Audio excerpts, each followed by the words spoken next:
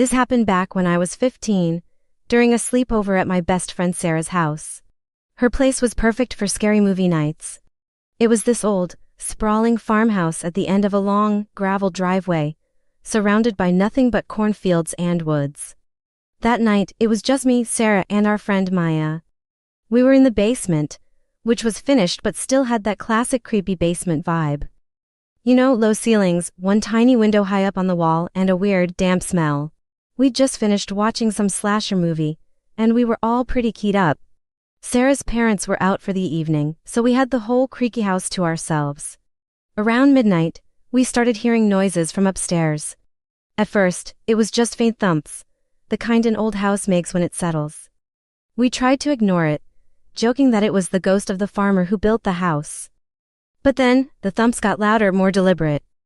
It sounded like footsteps, slow and heavy, pacing back and forth in the kitchen directly above us. We all went silent, eyes wide, listening. The footsteps stopped. A few seconds later, we heard a drawer slide open. A long, scraping sound. Then another. It sounded like someone was rummaging through the silverware. Sarah, trying to be brave, whispered, "It's probably just my dad. He must have forgotten something." But her voice was trembling. We knew her parents weren't due back for hours. She texted her mom just in case. The reply came back instantly. "We're still at the restaurant, sweetie.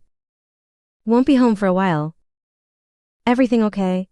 My heart plummeted into my stomach. It wasn't her parents. We huddled together on the couch, the glow of the paused movie casting long, dancing shadows on the walls. The noises from the kitchen continued. The clatter of metal on metal, like someone was methodically laying out every knife and fork from the drawer onto the countertop. Then a new sound started. A soft rhythmic tapping. Tap, tap, tap. It wasn't coming from the kitchen anymore. It was coming from the basement door at the top of the stairs.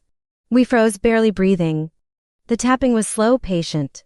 Like someone was just waiting for us to react. Maya started crying silently, tears streaming down her face.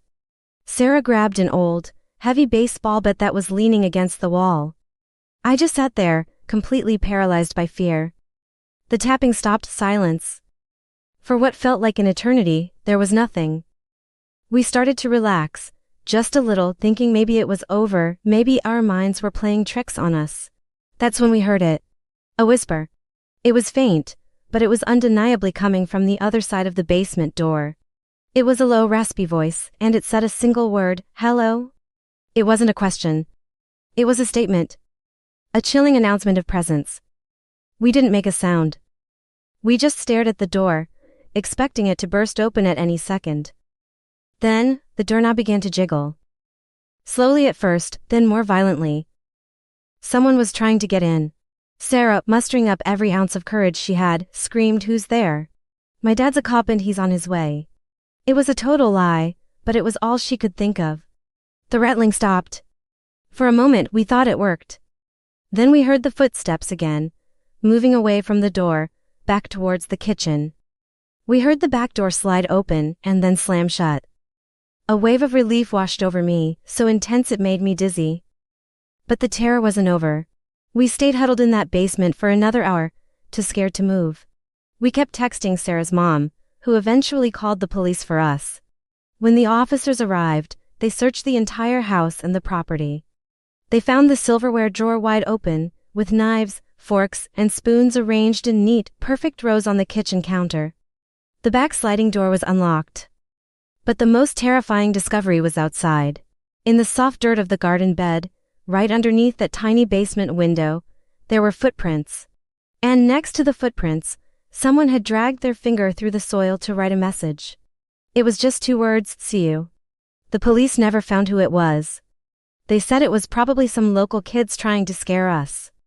But I don't believe that. The patience, the methodical way they laid out the knives, the whisper at the door. It felt like something much more sinister. I never went to another sleepover at Sarah's house again. And to this day, whenever I hear an old house creak, my blood runs cold.